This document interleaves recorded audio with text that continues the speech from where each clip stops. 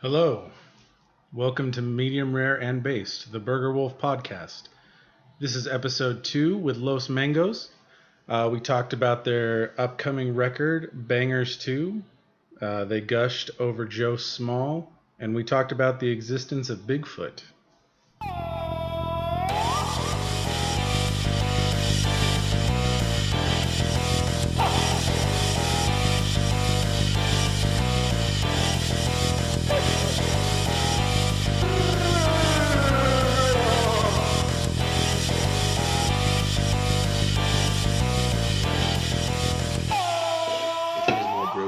Beer selection. I'll take the American Bud. Okay, you gonna have an America?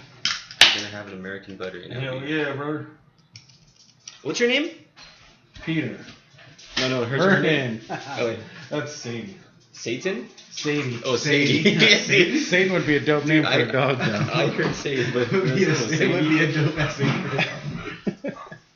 She'll relax in a minute. There you go. Dang. Yeah. We didn't even go for the Tecate, dude. Someone's gotta. Damn. So if you guys want to go ahead and just say your names. David, Cristerna. Jacob Gonzalez. And Jimmy Wheeling. Dope. Just tell me about Los Mangos. Los Mangos. What is Los Mangos? We're a fruit band, Yeah. but we play Fruit-based band. we play punk rock, but it's not even punk rock. It's Punk rock. like, I think it's the angst of the teenage angst of punk rock. Yeah. but Teenage but angst. Coming from 20-year-olds. Yeah, in their 20s. People in their 20s, you know. Uh-huh. We're just still trying to be teenagers, I guess. No, but I don't know. Mango does a lot of things. I think it's like when we first started, we were more like about like surf punk and stuff like that. Mm-hmm.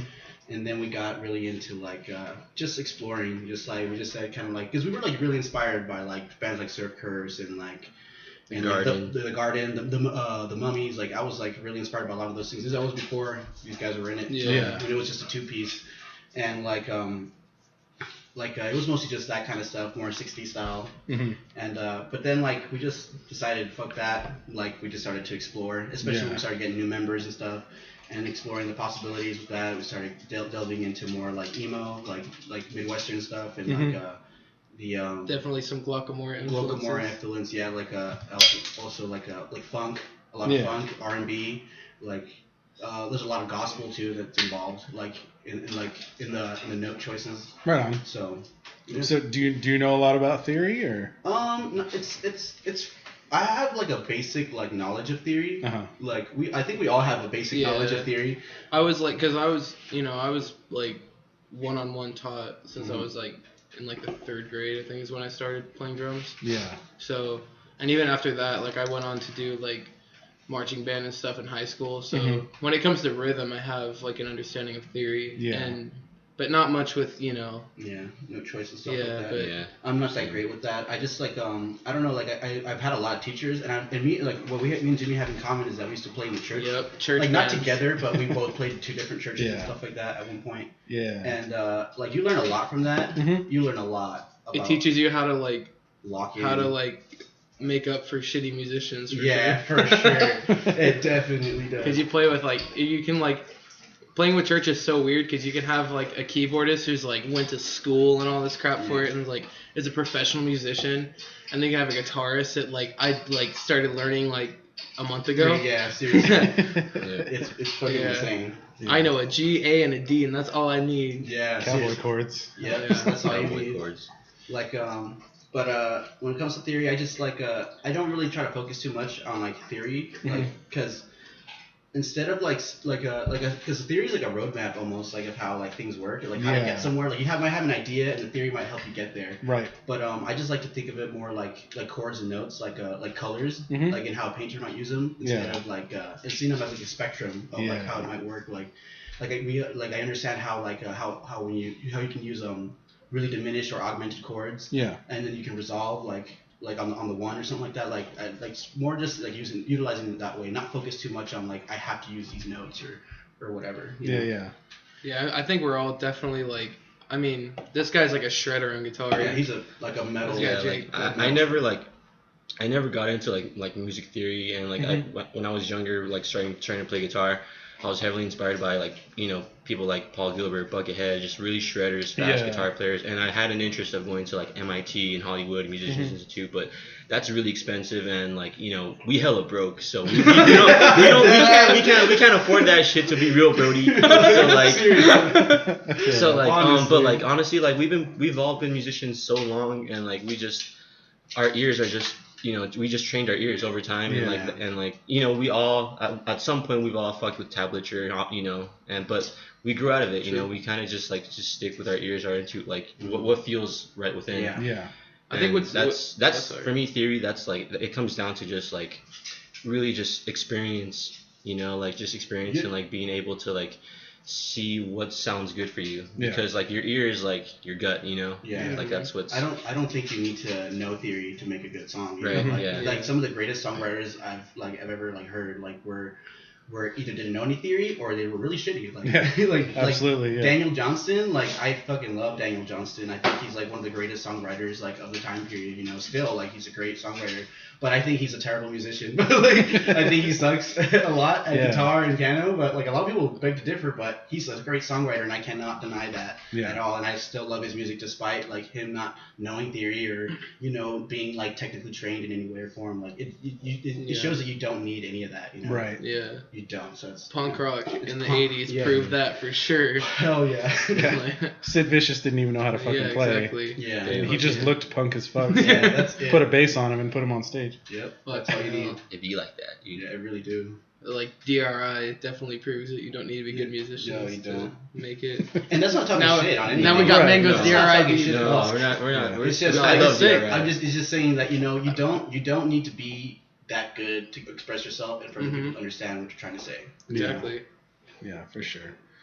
That split you guys did with Blueberry Oh, is really fucking good. Oh, thank you. Like it's Thanks, man. production wise, it's fucking fantastic. That's Joe all Small. Joe Small. Yeah. Yeah. All Joe Joe Small. Small is we love him. the boy. We love him. We're gonna take this moment to say that Joe Small is incredible. Hey, just to say on he's my record, boy. Hey, shout out to Joe Small on record. We're gonna say that we love you. We love you, Joe Small. Like for real, that dude is super talented. Yeah, he's does. very talented. He's definitely come a long way. Oh yeah. From the early like Trapper Keeper stuff he was doing a while back. Oh man.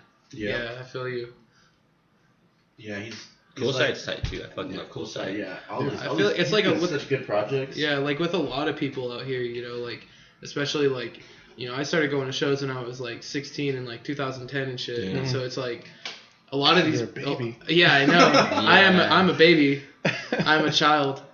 But like fuck man, like watching like a lot of bands and like people grow and like over the past years, it's pretty cool. Like especially with Post Nothing, like you mentioned Trapper Keeper, like watching them go from like fuck it, let's start a band so that we have a that somebody will open shows. Yeah. To like writing one of the sickest releases that I've heard this year. You know what I mean? Yeah. Right. And especially with Joe and like a lot of people like him, it's cool just watching people like still going and improving and everything. It's tight. So the album you guys are working on now, is it a full length? Oh, it's an EP. Yeah, it's an EP. Well, that's 6 songs. 6 songs. 6 songs. Honestly, 6 songs. Might have something we're gonna have some special variants. We might have something in there too. Right on. But Yeah, So it's a secret. Are you right in the thick of it? With tracking? Oh yeah, Yeah. We just got done with guitars and and drums. So like we're gonna do bass like next week. We're doing bass next this week. Tuesday. Right on. Yeah, This coming Tuesday. Yeah. and we've got a lot of like little tidbits and little things to add to it. Ear too, candy. It's gonna be Exactly. spicy. It's gonna be hot. I'm excited to hear it, man. It's gonna be good. Yeah. We're excited. Percussion. Yeah. Like that percussionist. Yeah, It's gonna be dirty. Yeah. It's gonna be really dirty. It's cool, especially like working with Joe Small with that.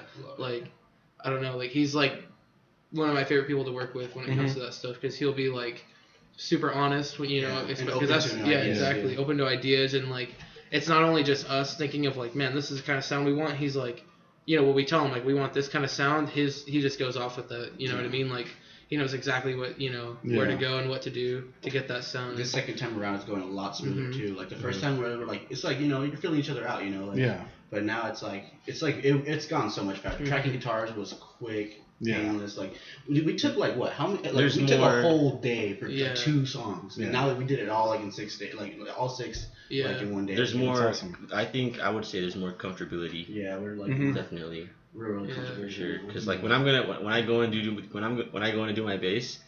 Dude, I don't care, man. I'm just gonna go and fucking butt ass naked. Dude, that's the best way. That's the best way. No, like, cause like when we're humans. We have clothes on. That shit's uncomfortable.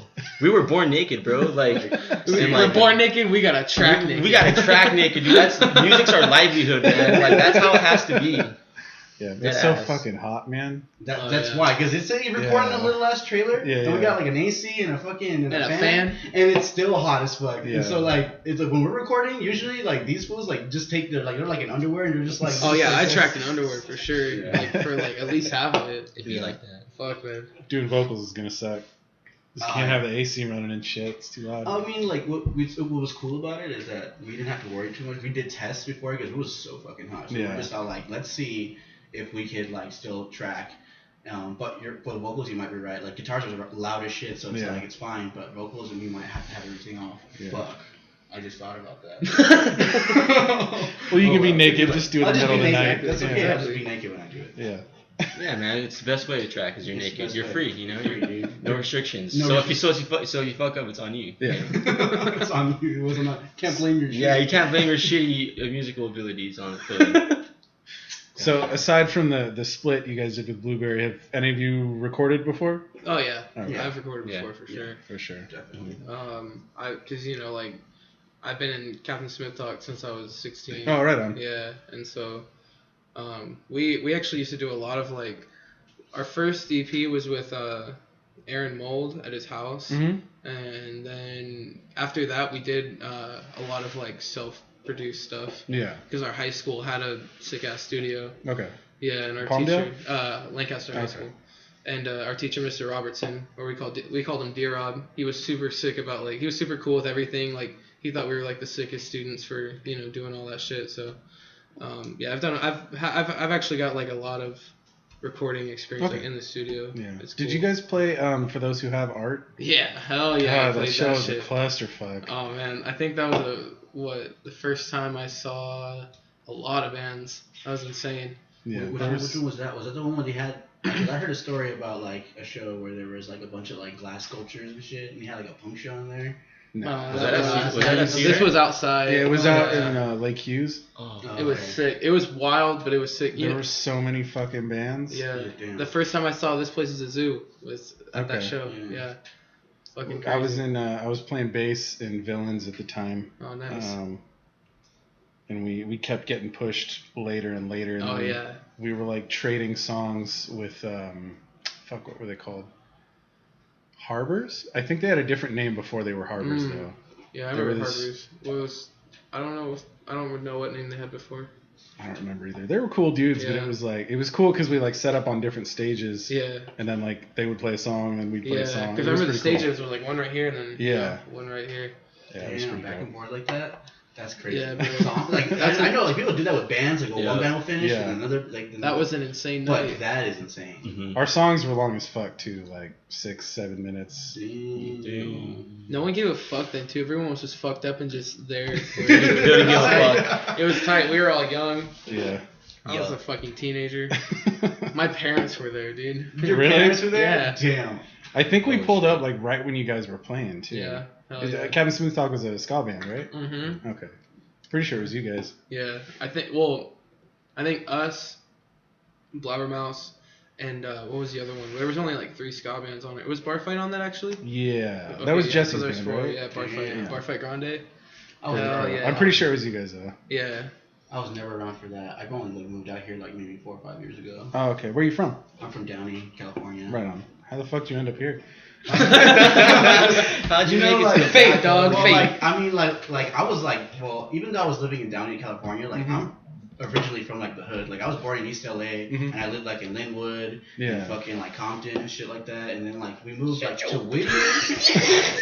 I know. I'm not trying to sound all hard or nothing, but like like I'm just coming from like a low income like household, right? I've always been like that kind of like kid, and like we lived in Whittier for a bit, but we lived in Downey just because my parents were like, fuck this, we want to live somewhere like super sick. But then that shit gets expensive, So my parents were like looking for somewhere, and they just like found Lancaster. Said, it's cheap as fuck. It's cheap as fuck. So we came out here, and I just came with them. So for sure. And like it was really depressing the first 6 months, not knowing anybody, and it's just like being inside playing video games, jerking off, and it's just like it's just like man, it'd be like that. It would really do be like that. Like, but then like I don't know, it was weird. Like I just all of a sudden I met one person, then I met everybody. Yeah.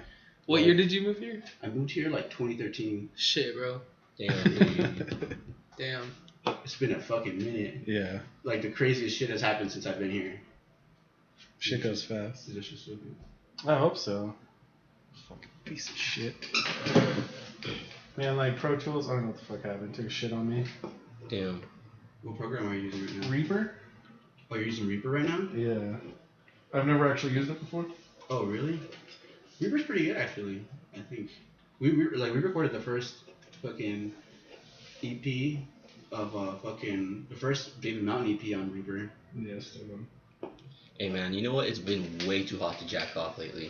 High key. Dead ass. It's never too hot to jack off. You right. You know what? You right. You need an AC in your fucking bathroom, dog. Like, can't fucking. It's just that.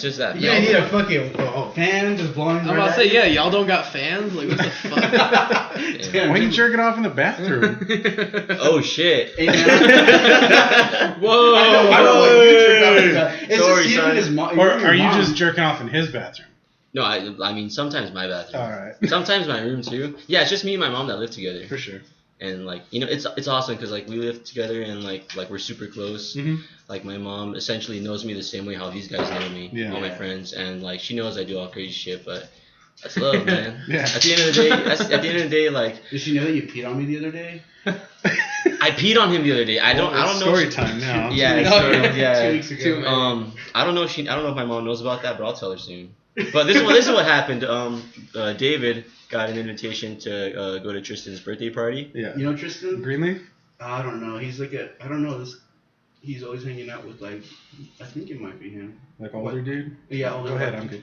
Older white dude, like he's like a gingery kind of too, like. I know who you're talking about. I don't really know him. I think I'm friends with him on Facebook, but yeah, him, that doesn't like, mean shit. Anyways, his parties are sick as fuck. But anyways, we were at Tristan's party. There was fireworks. There was CO2. All kinds of shit. There was a glory hole. There was a glory hole built by Kevin Avery. built by the man. Fucking name dropping. Yeah. I'm pretty sure he spray painted his name on it, like or something. I'm pretty sure he was really proud of that thing. Every time somebody would come in, he would be like, "Yo, check this out! I built this myself." He's like, "Bro, it's leather lined." There was leather lined. Put some effort into it. The other side, for the I don't know. The receiver and the receiving. The receiving. I don't know what. Who's receiving? Whoever decides, I guess that's up to them. I'm just saying, whoever the one who happens to be sucking anything, they had a nice lining, like a leather lining for their like knees and shit. And I was like, damn, dude, this is a nice ass glory hole, man. Not gonna lie, like that was it's thoughtful. A very well built. Okay, so. Oh yeah. So this is what happened. We were there. We get drunk, right? And then I think we got kicked out. We didn't get kicked out. Whatever. We leave. We're drunk as fuck. We're walking back to Bassie, our friend Bassie, Sebastian. Uh-huh. We're walking back to his house, and then like, I'm just drunk, man. I'm just chilling, and then like I low key just start fucking around with David, and then like I just take my dick out and I just start beating on it. This is what fucking happened. We're all walking around. We're drunk as shit. We don't really care anymore. And we're just like we took some stuff and we're like walking around with like bottles and like fucking like beer and like red cups and shit like that. We're just walking down the street. We're just like fuck it. We're walking. I remember. I smacked your beer. Yeah, he fucking smacked my beer out of my fucking hand. And I was like, what the fuck, dude? And I start chasing him around. And he's like slapping other people's drinks out of their hands. And like he just instinctually just whips his dick out and just like just shoots me like just a spray, just like spray. Like That's a weird instinct to have. It was so fucking. It's like a skunk, dude. Like you're fighting a skunk, and then he just did it, and I fell. I fell. Didn't I fall? Shit. I felt like I fell or some shit. Like you sprayed me and I fell, and then he ran. He left. He was gone. I ran. The impact of the spray hit you so hard. You just I was so drunk that I didn't even know. Like I was like, "Why am I wet, dude?" Like, you're not coming out good on this story. Hey, you kind of sound like a dick. And you know what? I don't even care. Like I was so drunk that I didn't even remember. And knocking people's drinks out of their hands and pissing on people. But it's only I only do that when I get drunk around the people I love. Right. All right. I only think the people you love. I think it's just us. It's just us. Probably. Man, that is a dick move. It's okay. It'd be like that sometimes. It's alright. You're young. You'll figure it out. Yeah, I'm 22, man. Damn. I'm fucking 30. I'm almost 31. It's weird. It's just the scene has changed so much since I was a kid. Like the first show I went to was in 1998, and it was at Cedar Center. Hell yeah, I was in kindergarten. Hell yeah, I was in kindergarten. You was in kindergarten, bro. In 98. Oh my god, now you're making me feel old too. Oh, you were. Oh, you were. Yeah, bro. Damn. And it was. Do you know Bubonic Nate? Hell yeah. Yeah, it was his band, the Dead Rats. This band called Plasma, and the Pinups, which were like a cover band. They dressed all like rockabilly and shit, but then just like played like pop tunes. Yeah. Interesting. I think that's what I remember anyway. But it was really fucking cool, man. And then like, I miss the Cedar Center. Yeah, me too. Yeah, like, I saw Every Time I Die there. Damn. A Day to Remember. What? Dude, a lot of bands used to come through. Yeah. The first time I used to come through here. First time I saw DRI was like 2013. That shit was clutch. Yeah. That shit was so fucking crazy. Where was that at? It was at Cedar. Okay. Yeah. That place is dope. Or I mean, still is, but you know. With the shows there anymore. With Captain Swim Talk, we actually threw our first Toga Fest there. What year was that? I don't even know. Well, yeah, we threw that big ass show. It was cool. I love Cedar. Right on. Yeah, we were like, people were sneaking through the windows and shit at that show. It was tight. Damn. You know what? I walked into the bathroom to fucking Ochoa, and I don't know who else going through the fucking window, and I was just Aaron Ochoa. The Brody. Going through the fucking window, and I was like, hell, it was like mine and Alex's show, and I was just like, hell yeah. Hell yeah. I didn't give a fuck, man. Like, let's do it. So how many members has Los Mangos had? Well, I was the first one with Eric. Uh-huh. Like that was the first, and then we had Ochoa. The guy we were just talking about. Yeah, Jess, who was just talking, he was on bass, and then it's fucking dog, man. sick ass, cool. And then he replaced him, and then he took Eric's place. So okay, that's it. Yeah, it hasn't been that much. There's only been 2 passes. And it's honestly like when I think about how long, like Mangoes is almost gonna be like since you started it. Since like I started with Eric, it's probably been like fuck. Like, almost 3 years. Almost 3 years. Yeah. Almost 3 years now. Like what? Like 2015? Yeah, some shit like that. Fuck. Damn, that's fucking strange. Yeah, because I was like, think about. Before I was in Mangoes, I was like in another band. I used to play the Britisher a lot with them. Oh, Skull, you were in Skull, yeah. And like, I don't know, we were always just like, Mangoes is playing, fuck yeah, let's get it. Yeah. And I've always liked David, you know, when it was just him and Eric, I've always liked, you know, his guitar playing and shit. And like, when Eric decided to leave the band and they were looking for a drummer, I was just like, yo, what's good? just like took his choice, took the chance, man. You know? Oh yeah. Yeah, that kind of surf punk stuff really like came around at the right time. It did, yeah. It did. Yeah, really you did. Guys and Thrill Touch kind of and Witch and Alleys. Well, yeah, Witch and Alleys when it was just Joe Barone and it was their last. When he used to have also Michael. I don't even know how Michael, yeah. Michael has his fucking fucked up last. I don't know how to pronounce that shit. Hey, sorry, man. Sorry, man. It starts with an N or Y. I don't know how to fucking say that shit. Just dude. Michael. Everyone knows. New character. Michael from New Character. When it was him, it was Joe Barone, Michael from New Character, and he had this other fool. I'm forgetting his name right now. Ryan on bass, right? No, Ryan wasn't even on bass. Michael was on bass. Whoa. Yeah, and they were called Bummer Boys. And they were like around, like they came out about like a year after like Mangoes was around, and then like I don't know if there was another band. To me, I still like we were talking about earlier. Playing Tourist, Playing Tourist was like probably one of the first like surfy bands out here. Yeah, for sure. I remember when I saw them. End of 2012, 2013. Yeah, they're definitely like when it was just Doug and Gio. They were super fucking surf punk. Yeah. With just chiptune shit added to it. That shit was hard as fuck. Hell yeah, it still is hard. Still is hard. I got into a car accident to a Playing Tourist song. That's fucking sick. It was wild. Yeah. That shit sucked. But that shit was just blaring, and this lady just smashed into me. True story.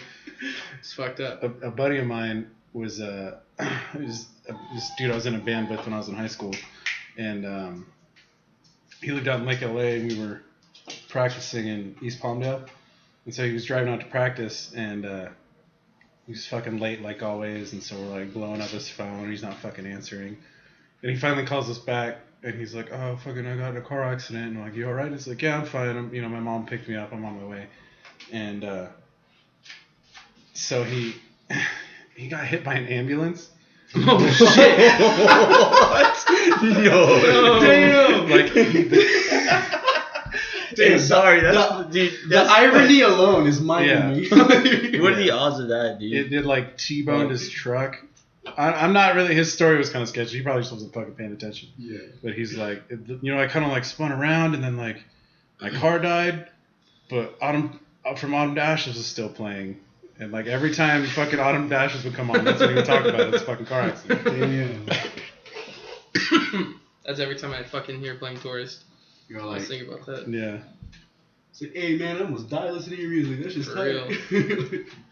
I got in a car accident one time. I was in college down in Pasadena, and I was up here for the weekend, and I was driving back down there, and I just fucking fell asleep on the 210, and woke up right before I was in the far left lane, and I woke up right before I was about to hit the center divider, and so I overcorrected and like went across all like 4 fucking lanes, didn't hit anybody, damn, and then spun all the way around, so I was facing the wrong direction, but I was still kind of traveling horizontally. Yeah. And I hit the embankment and like rolled. Oh shit. And like it came to a stop, and I was like, what the fuck? And Incubus's Morning View was still playing.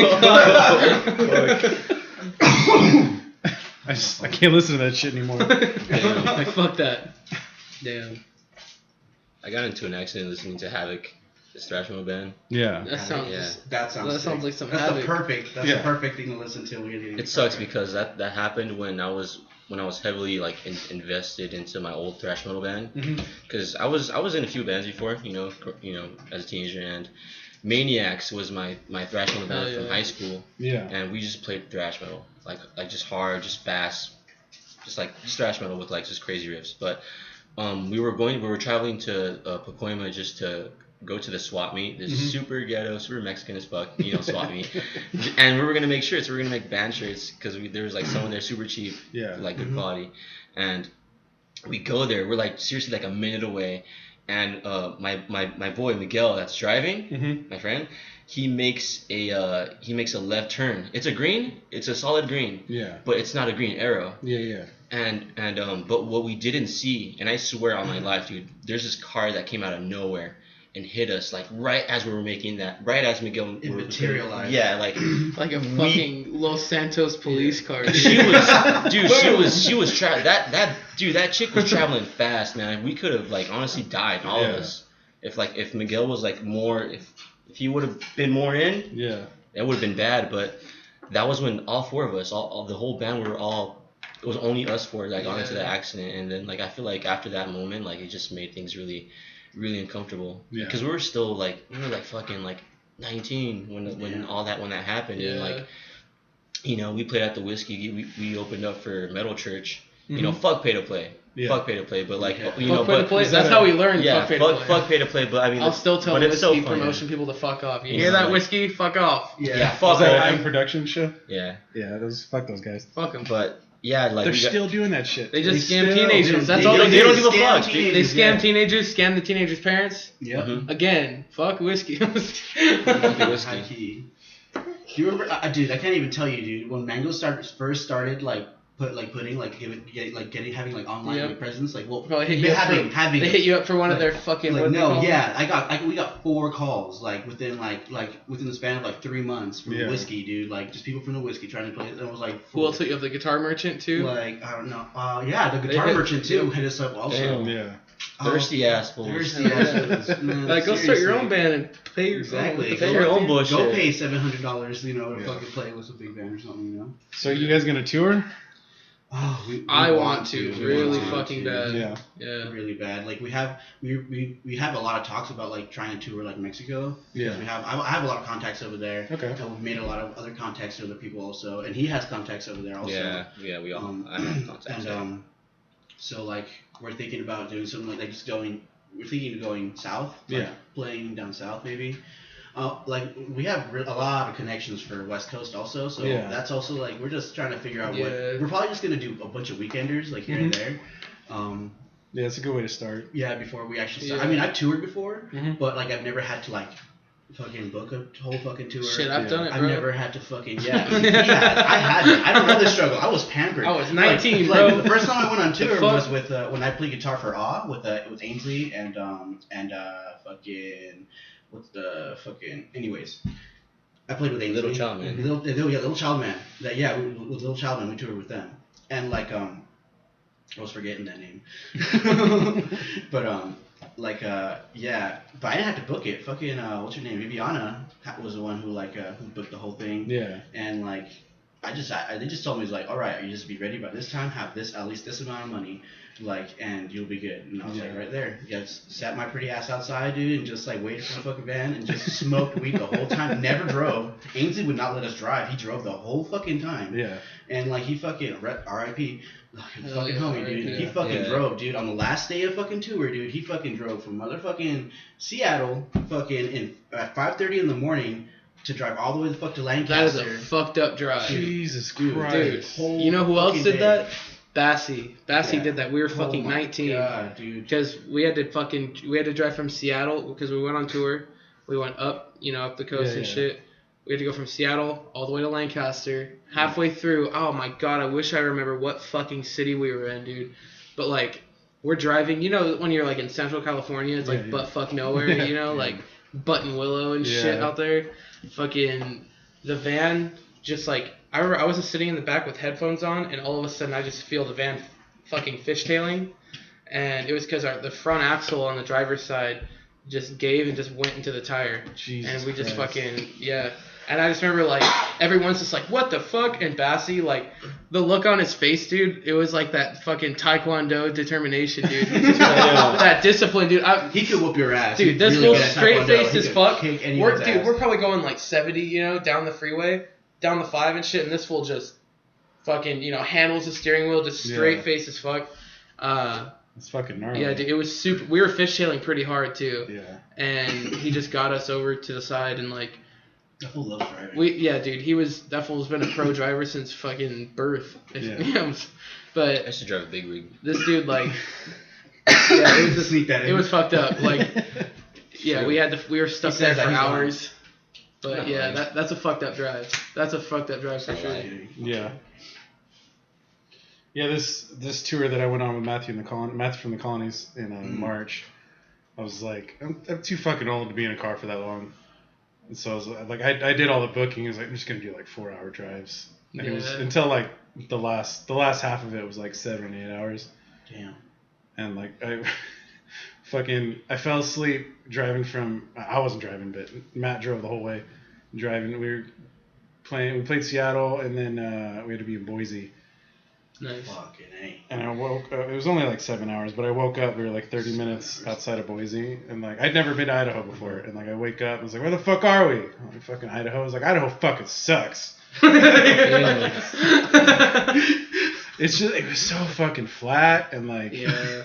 It was like Central California, but without the mountains on either side. Yeah, exactly. I was like, what the fuck is this shit? No, that's honestly the Midwest is awful. The Midwest is kind of mind numbing to look at when you're born and raised in California, especially like Southern California and shit. Yeah. Anywhere in California, you used to seeing mountains and hills everywhere. You go to the Midwest and shit. Shit. It's fucking like, I remember like I woke up in Kansas, on the Post Nothing tour. You weren't ready, dude. I was like, what the fuck? Wasn't ready. I was like, where's the mountains? You know what the fuck? Like this is this a simulation? For real, dude? Like, am I just standing here waiting? I'm just standing there waiting for the mountains to render and shit. Like, render in the background. Like as you take one step, you see more shit. Yeah, the world just starts looking like PUBG Mobile and shit. It truly be like that. Oh yeah, but yeah, it's crazy how flat some places are. It's kind of a funny thing to say, but yeah, it's fucking ridiculous. I've never been out there, and I'm like, you gotta do it. Now that we're talking about it, and I'm kind of stoned, I'm like terrified now. You know what, man? I'm about to have a panic. They're kind of wild, dude. Like having to play with weed laws and shit, it just sucks. I know, man. We're pampered. The Bible Belt.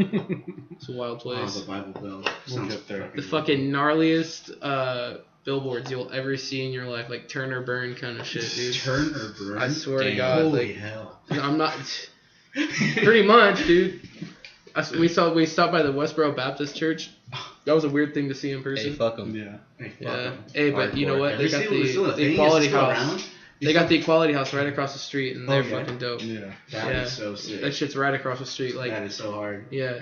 Dude, you ever want to protest real hard? If you really about it, buy a fucking house. Like, you know. That's what they did, bro. That's what they and did. the streets, like, dedication. it's like right in a neighborhood too. Like, you know how like how the streets are on like Lancaster Boulevard, like around, and the neighborhoods are like they're pretty small streets. It's like that, dude. Like imagine like a fucking fucked up church like in the middle of Lancaster Boulevard. Yeah. You know, in the neighborhoods, and that's what it looks like. What? And it's dumb close to the houses, dude. And so that like the Equality House is just like right across the street. Literally like right there. Like you can't look at that church without seeing that shit. That's so tight. That's a big fuck you every day. That's the biggest middle finger. Dude, they've gotten shot at all sorts of shit. Finger I've ever heard of. Yeah, bro. Hell yeah, dude. And so it's like, yeah, they're fucking dope. So they do a lot of good. That's in Kansas, right? Yeah. Motherfucking Kansas too. Balls, man. It blows in Kansas, dude. Dude. Look at all these fucking states we're like naming. We're like, fuck this place. Fuck them. We ain't even been there. Hey, you know what? I mean, there's dope people. We're all talking all this shit. I met some dope fools in Kansas. I smoked with I'm sure. I smoked with like this stoner metal band from Kansas. They were dope. There's a lot of places out here in California that are fucking. I don't like San Francisco. Fuck San Francisco. It's so dirty, man. Dude, it's fucking LA. Dirty city. It's LA Part 2. It's all it is. It's not even fucking. It's nothing special. There's nothing different. Like when we were on tour and we were coming into that bitch, I saw the fucking bridge and I was impressed by the bridge. Yeah. I was like, this bridge is very impressive. This is a big ass bridge. Take a fucking nap. I wake up. We're still on the fucking bridge, and I'm like, holy shit, this is pretty fucking tight. I'll give it that. When you're coming in, it looks fucking weird. It just looks like a fucking like a fortress, like of lights and like concrete. And I'm like, oh, it's just like it was so odd when we came in. And then we had and as soon as we had to pay for parking, they had me fucked up. Like I was like, this is fucking LA Part 2, and I fucking hate LA, dude. I hate LA so much. The Call It Off tour we did, we stopped in San Francisco like the first night. We didn't play. It was just like, you know, you drive for fucking ever. Yeah. And we just like we were pretty much like hoboing it, like crashing in the van and shit. And like I remember like we were like right by the bridge, and there's like what we later found out was like it's like this old military base. That was Angel Island? I don't know. It's like it's on the, you know, it's like right by the bridge. Mm-hmm. It's not, you know, it's not off and it's not on an island or anything. Yeah. But it's like the main military base is old as fuck too, and then they have like bunkers and shit like all along the coast. It's they're old, like, you know, they were, I guess they were like manned during World War II and stuff. Damn. But like, yeah, we just parked in the parking lot of this place, not even knowing what the fuck this place is. Like all of this stuff I know now, I know because I walked around it that night. You know what I mean? Like, and they had like all the signs and shit. But yeah, I guess it was like government property and shit, and like, dude, the cops came and shit like early as fuck in the morning and told us like, you guys gotta go. Like, what the hell are you guys doing here? Oh, damn. It was pretty funny. Yeah. But yeah, fuck paying for parking. That's what we did instead. No. But I mean, they were pretty cool about it. I just told them we're a touring band, and they were like, all right, we'll just leave then. Yeah. So. Yeah. When we played in San Francisco, we went around the bay and then came back. We drove through the Muir Woods and shit, and then because we had a few hours to chill, and then came into the city from the north side from the Golden Gate Bridge, and the show was in Chinatown. Nice. Fucking dog, man. She's loving Jake. She's trying to get all along. This must sound hilarious. It must sound like so funny. Dang. But like we parked like in front of the venue, it wasn't open yet, and went to a bar that was across the street. And then we walked around for a little bit and got some like really bad Chinese food. Worst Chinese food I've ever had in fucking Chinatown. You got it. Oh man. And I was wearing like a Dodgers jersey and shit because fuck the Giants. Hey. And like we played the show. I got a little drunk, and I just kind of wandered around, and we met up back in the van. We're like, just get the fuck out of here. And like we just stayed in a hotel in Santa Rosa. Like we're not gonna. San Francisco sucks, man. It does. Yeah. It smells like piss, like hardcore piss. Like LA. Like it smells just like LA. If you close your eyes, you're in downtown LA. Most of the people are just as pretentious. Oh yeah. Like, and I'm like, oh my god. I mean, okay, I've met some really fucking cool people in LA. Oh. But a lot of those people aren't from LA. Like, you know, like, I don't know, like, it's a different place. Yeah. I'm not used to it. It's too mean for me. You guys want another beer? Hell yeah. Hell yeah. Yes. Talk amongst yourselves. You know what's funny? My sister went to San Francisco one time, like at this famous park. It's like a famous park in San Francisco, and she said that there was like this couple, a gay couple of dudes, and they had like nothing on. They were butt naked in public, but like they had like a sock. They had like a sock over their dicks. So they weren't naked. So they had a sock. But they had a sock over their dicks, dude. Like that, like over their junk. You know what I mean? Tight. Like that shit's fucking wild, dude. Man. That shit's low key wild. You know why they did that? They were playing a strip club, and that's why they did San that. Francisco's wild, you know. San Francisco It is is wild, but I'm just like, I just didn't like how we got treated there. Like when we played there, it was just all like they really like. I just don't like places that act like they're doing us a favor, you know. Yeah. You know, it's all like, you know, I've been doing this shit for years. We've all been doing this shit for years. We're all trying to do a really good job, dude. Like, I just hate places that really think that like, oh, we're helping you get clout. Like, they don't fucking care, dude. Like, we're doing a job. Like, when my dad used to play music, dude, in like the '60s and shit like that, like he said, like. It's all like, you just look, back then you did a fucking job, you got paid, you know, like that's what it is. So like when you fucking go and play a show, guess what? You just did some work, you provided entertainment. Yeah. And so he's like, when he found out that I wasn't getting paid, like I was getting paid like a beer and shit like that, he was just like, what the fuck, like how is that a thing? Like you're like, and I was just like, dude, like this is everywhere. Honestly, like the whole like, I feel like it's like the whole like 70s, 80s, like 90s, all that shit is just kind of fucked up, all of that shit, you know, about like, you know, instead of saying like, you know, bands is doing you a service, it's like, no, we're doing you a service, you know, because we're giving you the exposure and shit. Yeah, all that bullshit. God damn, Los Mangos has died from exposure. I know, for real, like it's like shit. It's like one of my old teachers told me like about like fucking Snake Pit Eddie Edwards. He was the homie. Yeah, the Brody. He's been alive for a very long time, and like he's played with a lot of crazy people, you know, like and done a lot of crazy shit. Yeah. And he told me like is that like one of the reasons, the hugest reasons why like the industry changed like that was because like a lot of companies were making money off of like sales and all that shit, but they didn't want to fucking pay musicians. So like what he was telling me is that a lot of like managers and promoters would try to get like bands addicted to drugs instead, so that like when they played shows that they would like do it for drugs. That's some sketchy shit. Instead of actual cash. Yeah. You know, because that's what it was gonna go to. So that's why like early music and stuff like that. Like drugs weren't really a part of music until like 60s, like not even really 50s and 40s. Like it was really like 60s going on. You know what they liked in the 40s? And it was the worst in the 70s. You know what they liked in the 30s, 40s, and 50s? Musicians? What? They liked weed and alcohol. Jazz. That's what they were all about. Jazz cabbage.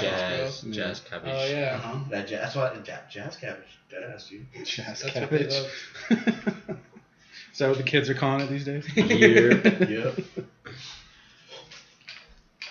The devil's lettuce. The devil's lettuce, yeah. Oh, reefer. I think that's a stupid ass name. Yeah. Dope is the worst. Peter, dope is the fucking worst for that shit. Can I ask you a serious question? Yeah. Do you believe in Bigfoot? Yeah. Dude, fuck yeah, dude. I believe so much right now, man. You know they're real hominids. they're living amongst us side by side. Yeah, dude. Yeah.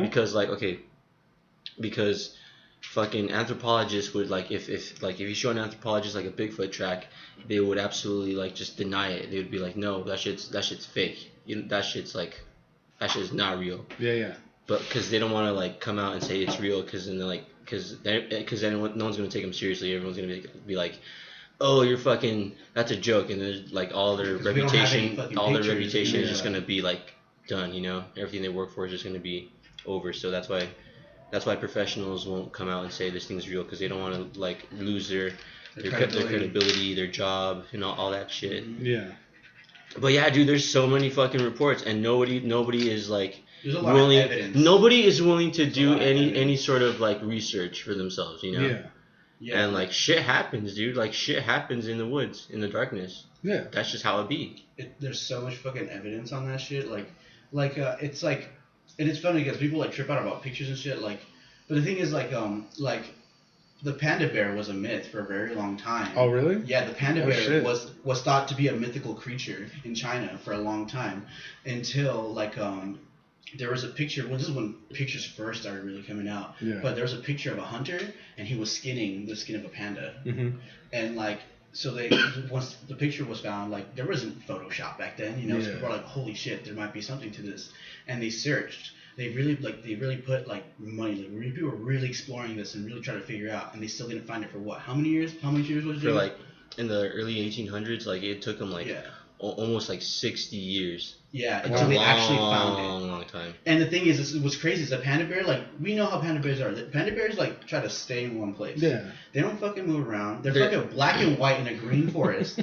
Like, they're stupid as shit. They're constantly dying for stupid shit, falling down. Like, they're slow as shit. They're slow. They're fucking, like, it's like the easiest thing you'd like to possibly find, but it still took 60 years to look. It's because we're not, we don't understand their world, their living, like their habitat. Yeah. We think we do, like us as humans, like we think we own this place. We think we understand every own aspect own of nature, but we know. don't. That's not true, because like there's parts heavily wooded areas, even here, heavily wooded areas here, like in north, Pacific North, California, like there's places where we haven't even foot surveyed. It's just so hard to actually get in there and do the work. We can't. Humans, like, we think we own everything, but we're not going to go into the forests. It's too much. It's too hard. Like, we're not going to go in there. We air survey. Yeah. We air survey, but we're not going to go in there. So, like, anything... That's why, like, people, it really, like, pisses me off how, like, people are going to be like, oh, that shit's a joke. Like when they don't take it seriously. Like, man, like, bro, like, there's so much shit. Yeah. You're gonna seriously... You're going to deny everyone's fucking claims. Like, there's, like, forest towns... And like that get terrorized by fucking things like at 2-3 o'clock in the morning. Mm-hmm. It's wild, man. Yeah. That's like. What we're trying to say is that mangoes are huge advocates. For Bigfoot. Like, Sasquatch. We want people to be informed that Bigfoot is definitely real. Don't fuck with him. He smells like shit. Don't fuck with him. Don't fuck with them, dude. We have reason to believe. We also have reasons to believe. Like, there's even studies that like their personalities are really close to that of like savant autism and shit like that. Like, which is kind of wild. Like, what I'm thinking about it. It's like, how did we figure that out with footprints and shit like that? But it's probably not true. But it's fucking funny though. Like some of the shit that comes out from that. They're smart as fuck. They are smart. They're smart as fuck. They're super like they're born a certain way how to act, and they're forbidden to show themselves to people. Like, I don't know if you've seen it, but the Patterson-Gilman film, where the Patterson-Gilman film, it's the original film where like it's walking along the creek. Yeah, the creek bear. That one, that's a female hominid. She has a female, and that's in 1967. You know, and like you can see, like as she's walking, you can see her muscles and her ligaments all moving. You can see like the muscles contracting in harmony as she walks. Yeah. So like, that's just enough, like right there. And the thing is, at the time, we didn't have like, people say that it's a person in a costume, but the thing is, when like there's like a mathematical like equation, like an algorithm that you can use to find out the distance of things and the height of what it could be, like from a photo or a video.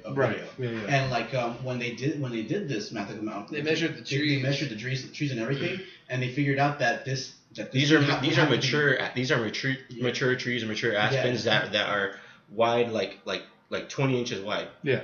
And like as she walked by the tree, like she like could like fit two of those size like. It would have had to been 7 to 8 feet tall. Yeah. Mm-hmm. And the thing is that like, so you found a 7 to 8 feet tall person to be on this fucking or somebody costume. stupid good on stilts. Yeah, like, stupid, like unreal. stupid like good on yeah. stilts. talking about walking the like fucking, that. Yeah, No walking way. like that. Like and a also stilts. And also guru they and say, shit. oh well, it's a fool in a costume. But here's the thing though, like we didn't have costumes like that. Like the closest type of material that could have been like that fur would have been something called flex fur, and that shit didn't even come out and be released to the public till the 1980s. Mm-hmm. So it doesn't fucking make sense how they took that fucking they have that fucking film. And like and to say that it came out from 67 you said 67, but they had technology from fucking the 80s. So some fucking fool who's tall as shit was putting on a female because when you Had breasts. had breasts. So they put a had breasts. female Yeah. like humanoid monkey person and or a female one in 67, and he's gonna fucking he's gonna just have ridiculous technology that didn't even come out to the 80s, and he just so happened to be this person, and they're just a fool, dude, like. And they just like, oh, dude, we're gonna film this shit, and it's gonna be tight. Maybe. but so they had all these resources. I'm just thinking, it's just so like. Maybe their only real resource was a time machine. Exactly. And they're like, guys, let's go back to 67 and just fuck with people. Oh man, that's a scary thought, man. They can because people from the future, if people from the future were able to have that type of technology, and they were just imagine they're just fucking with this, then man, none of history could be true because it could just probably be all at the hand of people from the future. Just time travel. So they could fucking change their own. Yeah. Boom, boom, boom. Like, Maybe that's why Trump got elected. maybe that's why Trump got elected. That's exactly why. People. It wasn't Russia. It was people from the future. Those Those bastards. people, those fucking bastards. Yeah. Those bastards. Maybe that's what we needed though to create a utopia in the future was we had to go through some real bullshit. Yeah. It's fucking. Imagine that. They Whoa. caused World War III for the better Damn, for the better of the future of humanity. Not so much about like we'll gradually get there, like, but we'll never get there unless we go through true tragedy, you know? Because I think like that's like it's what sucks is that the world only changes when terrible things keep happening. When everyone comes to a consensus that we don't like this, you know, like when in the beginning of man, you know, everybody was dead ass. Raping and killing everybody, you know, like they didn't give a fuck until everyone was like, "Hikey, this is just tight, not tight, like not tight at all." So we're gonna say fuck that and make laws, you know, make religion, give people like a reason to be scared about doing, you know, these terrible things, you know, like, and it's like, and not until shit's still whack, you know, people like it took so long, you know, for civil rights, you know, for fucking, you know, like we're still fighting for these things still today in other places. But like it doesn't ever change until everybody's like, you know what, we don't like it. Yeah, you know? shit, man. You look at You look at the time period from when things don't change without struggle. Yeah. you look at the time period from when slavery started to like present day, like the whole civil rights, the beginning of civil rights movement, and like present day, it's like a little sliver of that history. You know what I mean? It's like you know, there's like a couple hundred years that people just don't account for. You know what I mean? A lot of times, I'm like, damn.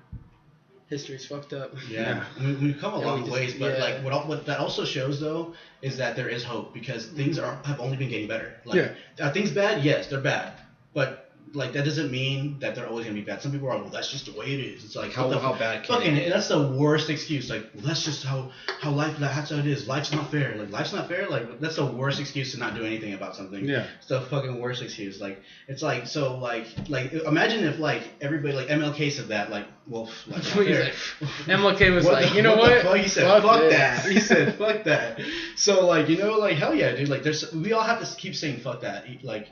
And at some point, it just gets better, you know? It'll be better. It'll get better.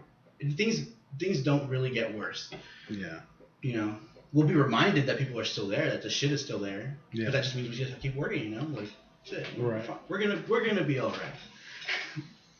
We'll be alright. Yeah. I think that's a good place to stop it. You guys wanna plug your social media? Yeah, what's our Instagram? Is it Los Mangoz AV? Yeah. Los Mangoz AV. I think that is where we're most active at in our Twitter. Yeah, on our Twitter. I think Twitter's the same thing. I think our Twitter's the same thing, yeah. Yeah. But yeah, we're gonna have a motherfucking an EP, 6-track EP, but Does it have a title yet? It does. It does. It's called Bangerz. Oh, okay. Called Bangerz II. Whoa! Bangerz II. What was Bangerz 1? Miley Cyrus. Miley Cyrus. Oh, the first Bangers. Yes. Miley Cyrus. We're was the Bangerz first II. Bangers. Yeah. 6 tracks, but fucking, we're gonna have variants that have special, you know, it's gonna have some special shit on there. Yeah, you know, we it's come out gonna with have, that. you We're know, probably we're planning on releasing like like we might do CDs this time. Yeah. But we're gonna do 75 tapes and a batch of 24, and they're gonna be that are like a little bit different. Yeah. There's gonna be like 12 of them are gonna be 18 and up, and then the other ones are gonna be like all ages. And that's all we're saying about that. And that's all we're fucking saying about that. All right. Yeah. Just so the people know, like they're already gonna be $20, but like it's a tape and like a lot of cool shit too. Yeah. It's well worth $20. We got a little package. It's For well sure. worth. It's a cool $20. package. It's a cool deal. Right on. Yeah. Do you have a date in mind yet for the release? No. We're honestly, I think more of our mission with that is that we're not worrying about a date we're releasing it. We're worrying about how good it sounds. Yeah. So exactly. That's what sometime within the next I think few within months. within the next 3 months, it's safe to say. So probably like maybe by the end of We're the not gonna year. be lagging, but we're taking our time. Maybe Yeah, by we're then. taking our Maybe time. by the end of the year. Yeah. Oh yeah, Well, I'm by the end excited of the to year, hear sure, it. yeah. I'm excited to hear it. Oh yeah. It's gonna be cool. Sweet. Joe Small, you know, the Yeah. roadie. Oh yeah, but my Instagram's Dad of Darkness. Yo, hit me with that follow. Hit them with them beans, yo. Hit me with those beans, bro. For sure. Well, thanks for coming in, guys. All right. Yep.